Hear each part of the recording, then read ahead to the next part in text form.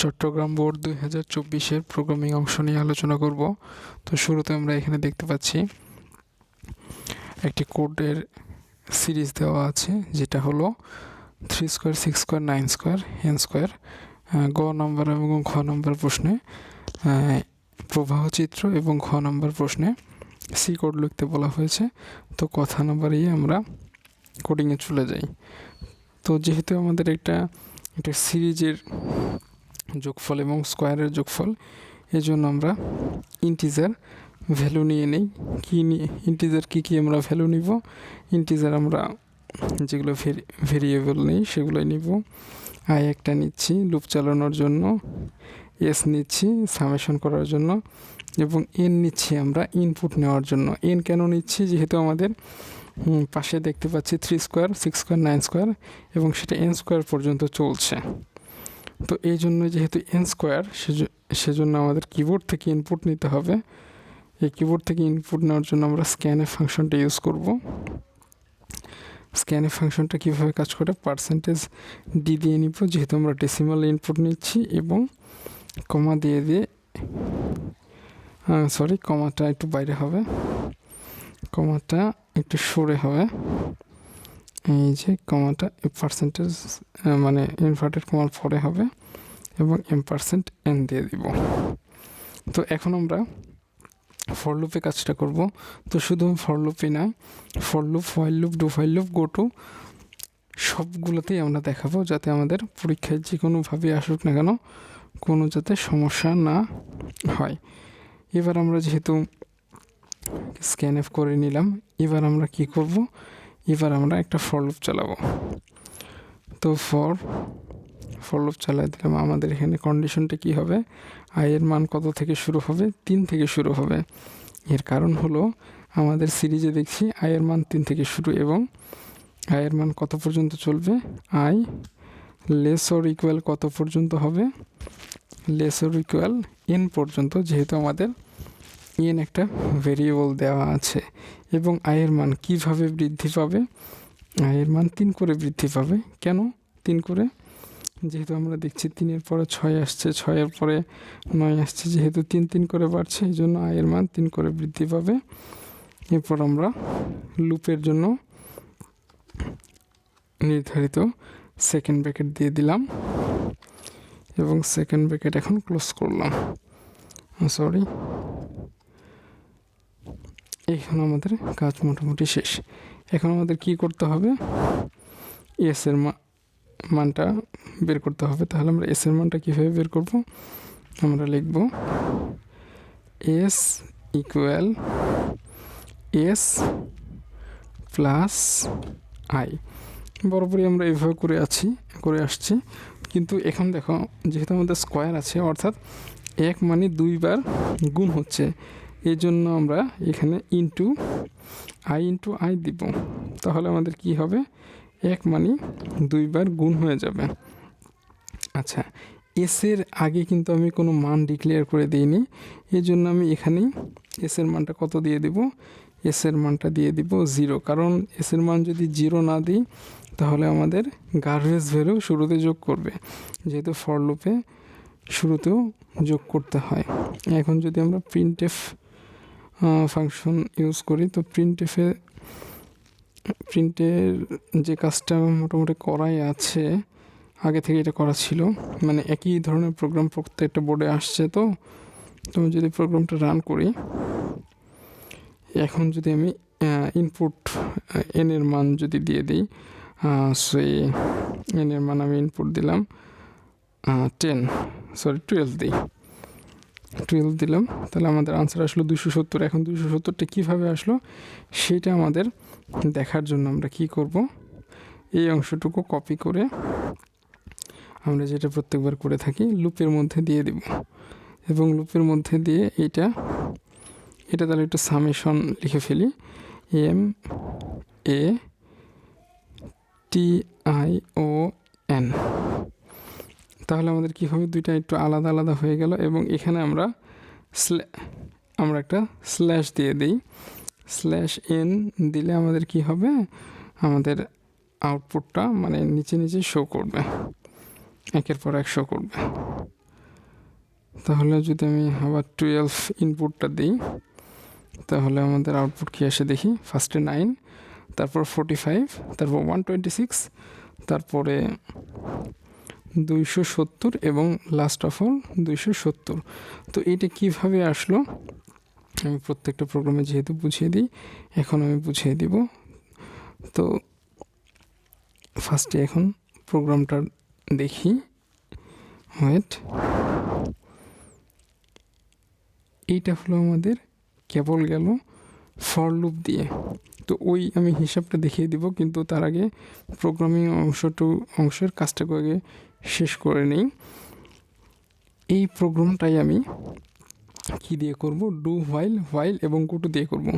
ও তার আগে আমাদের যে প্রবাহ চিত্র অঙ্কন ছিল সেটা আমি এখনই বলে শেষ করে দিচ্ছি।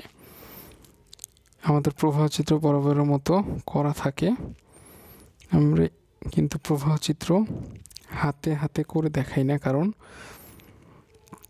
প্রবাহ চিত্র করাটা অনেক সহজ, কোডিং করাটা এরর যেহেতু হয়, কোডিং করাটা খুব ঝামেলার। তো আমরা যদি প্রবাহ চিত্রকে একটু কোডিংয়ের সাথে মিলাই তাহলে আমরা দেখতে পাবো। আমি একটা পেন নিয়ে নিলাম। তো স্টার্টে তো কোনো সমস্যা নাই, ইনপুট আমরা এনও নিচ্ছি, যে আমাদের এখানে কি ইনপুট আছে এন, স্ক্যানএফের মাধ্যমে এন ইনপুট নিলাম, এতেও কোনো সমস্যা নাই। এস এর মান 0 এবং আই এর মান 3, যে দেখো এস এর মান এখানেও 0 নিয়েছি, আই এর মান 3 নিয়েছি। এটা রেক্টেঙ্গেল শেপে দিয়ে দিলাম, কোনো সমস্যা নাই।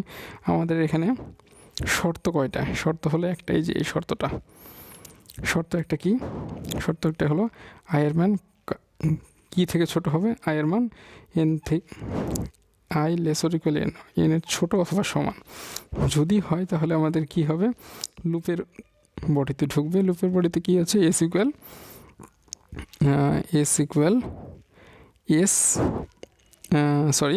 এখানে আমাদের এ এর জায়গায় আই হবে, এখানে আমাদের যেসব জায়গায় এ আছে সেসব জায়গায় আমাদের আই হবে।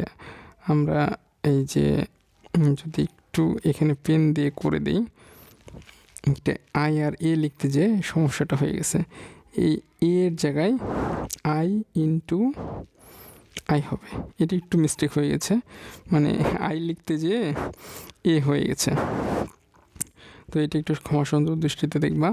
তো এখানে আমাদের এই লুপে কি ছিল, S equal S plus I into I, এখানে আমাদের S equal S into S plus I into I হলো। এবং তারপরে আমরা জানি আমাদের ফর লুপটা কীভাবে কাজ করে, প্রথমে ইনিশিয়ালাইজেশন অর্থাৎ আই এর মান কাজ করবে, তারপরে দ্বিতীয় নম্বরে কাজ করবে আই লেসর ইকুয়াল এন, এটা দ্বিতীয় নম্বরে কাজ করবে, এবং সবশেষে আমাদের যেটা কাজ করবে, সবশেষের আগে যেটা কাজ করবে লুপ অফ দ্য বডি, এটা আমার 3 নম্বরের কাজ, এবং সবশেষে কাজ করবে আই ইকুয়াল আই প্লাস 3, এটা আমার সবশেষে কাজ করবে। এই জন্যই দুইটা একত্রে দিয়ে দেওয়া হয়েছে।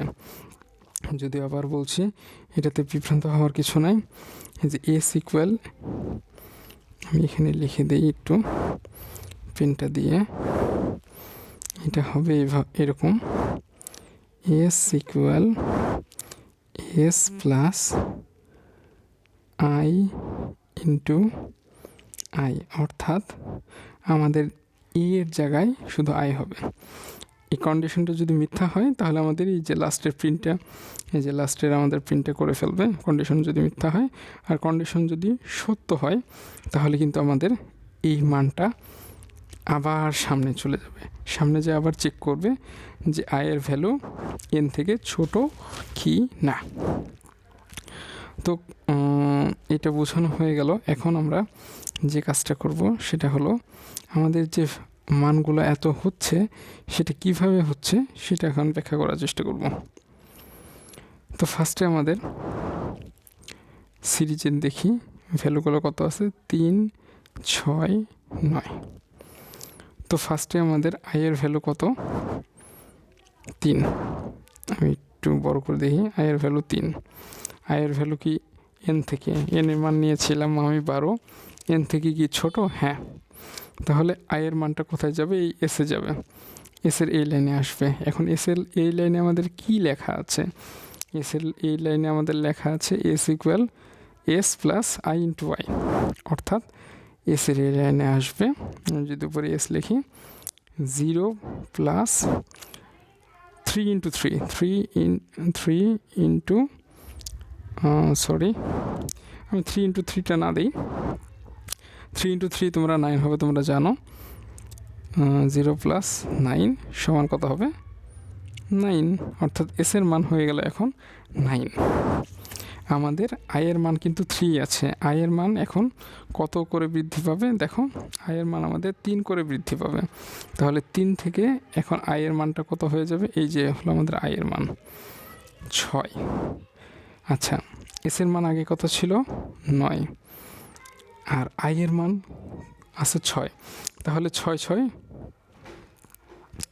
কত হবে? 6 36, 36 আর 9 যোগ করলে কত হয়? 36 আর যোগ করলে 45। আমরা একটু যদি প্রোগ্রামটা রান করি এবং দেখার চেষ্টা করি এবং ইনপুট যদি আমি দিই 12, তাহলে কত আসে? 9 45 126, তার মানে তারপরে আনসারটা আসবে 126। 126 কীভাবে আসলো আমি একটু যদি দেখানোর চেষ্টা করি। এখন আমাদের এসের মান কিন্তু 45, ভেরি গুড, এসের মান আমি 45 লিখলাম। এই মানটাই এখানে ক্রস করে আসছে, দেখো এই মানটা ক্রস করে আসছে। এখন 6 বৃদ্ধি পেয়ে হবে 9, 6 কত করে বৃদ্ধি পাবে? 3 বৃদ্ধি পাবে, হয়ে যাবে 9। তাহলে 9 81, 81 আর 45 যোগ করলে কত? 6 8 6 5 আর 6 8 4 12, 126। আমি যদি আবার এখানে 12 দিই, হ্যাঁ আমাদের 126 চলে আসছে। তো এখন এই জিনিসগুলো দেখানোর উদ্দেশ্য হলো লুপটা কিভাবে কাজ করে সেগুলো পুঙ্খানুপুঙ্খানুভাবে দেখানোর উদ্দেশ্য। কারণ অনেক সময় এগুলো আমাদের বলে দেওয়া হয় লুপটা 3 বার চললে কত মান হবে, লুপটা 4 বার চললে, বিশেষ করে ভার্সিটি অ্যাডমিশনে এই মানগুলো আসলে চাই। তো এখন আমাদের কাজ কি? এখন আমাদের সহজ কাজ, ফরটা আমরা এখন দেখে কাজ করব। ফরটা এখন আর আমরা রাখবো না, ফরটা কি করে দিব? আমরা কমেন্টের মধ্যে রেখে দিব। আমরা এখন এই কাজটা কিভাবে করব? হোয়াইলের মাধ্যমে করব, ডু হোয়াইলের মাধ্যমে করব এবং গোটুর মাধ্যমে করব। তো হোয়াইলের মাধ্যমে যদি আমি করতে চাই তাহলে আমার কি করতে হবে? ফার্স্টে হোয়াইল লিখলাম, আমরা যে ফরের আগে যেহেতু স্ল্যাশ দিয়েছি, ফর কিন্তু আর কাজ করবে না, এটা কমেন্ট আকারে থেকে যাবে, ফর আর কোনো কাজ করবে না।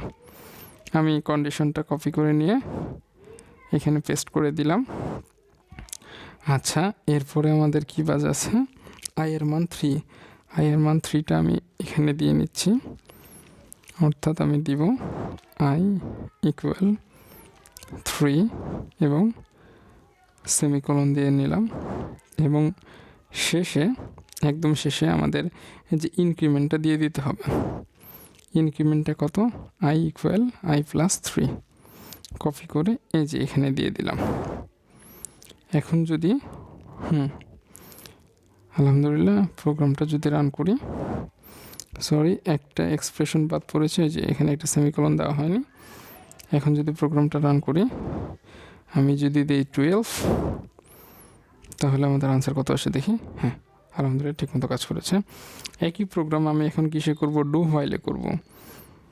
এইভাবে করে দেওয়ার উদ্দেশ্য হলো যে তোমাদের যাতে কোনো এই একটা প্রশ্ন আসছে কিন্তু প্রশ্নটা যদি একটু ঘুরিয়ে আসে, তাতে তোমরা যেন কোনোভাবেই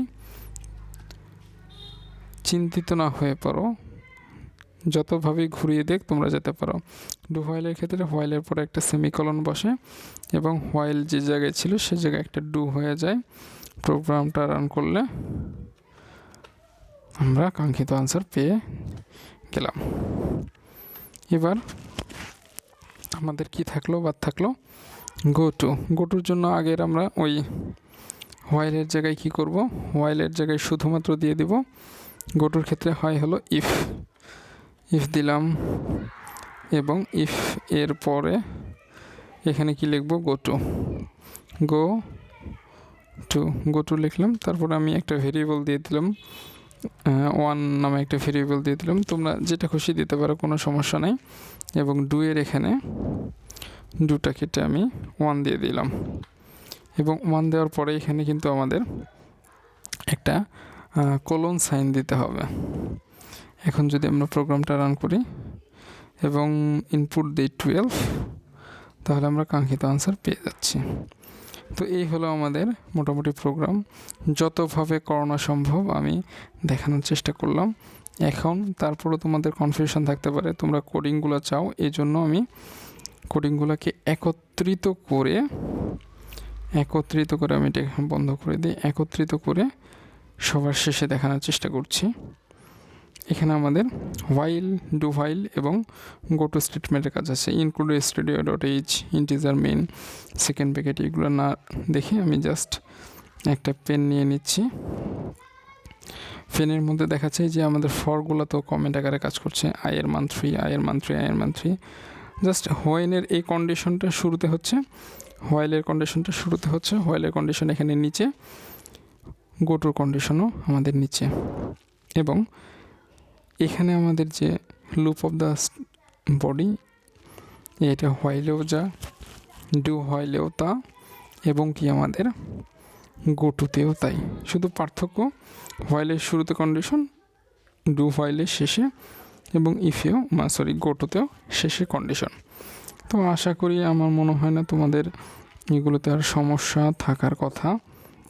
তারপরে সমস্যা থাকলে, কোডে দরকার থাকলে আমাকে বলতে পারো, আমি তোমাদের গ্রুপে যুক্ত করে দিয়ে কোডগুলো দিয়ে দিব। আচ্ছা, এখন আমরা আসি, আমাদের ক খ 2টা প্রশ্ন ছিল। অ্যাসেম্বলি ভাষা কি? অ্যাসেম্বলি ভাষা হলো মেশিন ভাষা থেকে কিছুটা উন্নত, খুব যে বেশি তা না, কিছুটা উন্নত। এখানে কিছু অপারেশনাল কোড দিয়ে প্রোগ্রাম করা হয়। কি দিয়ে প্রোগ্রাম করা হয়? অপারেশনাল কোড দিয়ে প্রোগ্রাম লেখা হয়। আর ডিবাগিং কি? ডিবাগিং হলো কোডের ভুল সংশোধন করা, অর্থাৎ একটা কোডে কি ধরনের ভুল আছে, ভুল সংশোধনের প্রক্রিয়াই হলো ডিবাগিং। এটার আসলে ওইভাবে উদাহরণ দেওয়া যায় না, তো এই জন্য আমি উদাহরণ দিয়ে দিচ্ছি না, নাহলে আমি কোডিংয়ের মাধ্যমে উদাহরণ দিয়ে দিতাম। তো এই হলো আমাদের মোটামুটি চট্টগ্রাম বোর্ড 2024-এর প্রশ্ন। তো কোডিংয়ের অংশটুকু আমি সবসময় বলি, একটু ভালো করে করার চেষ্টা করবো। কোডিং পারলে ফ্লো চার্ট, অ্যালগরিদম সব পারবা।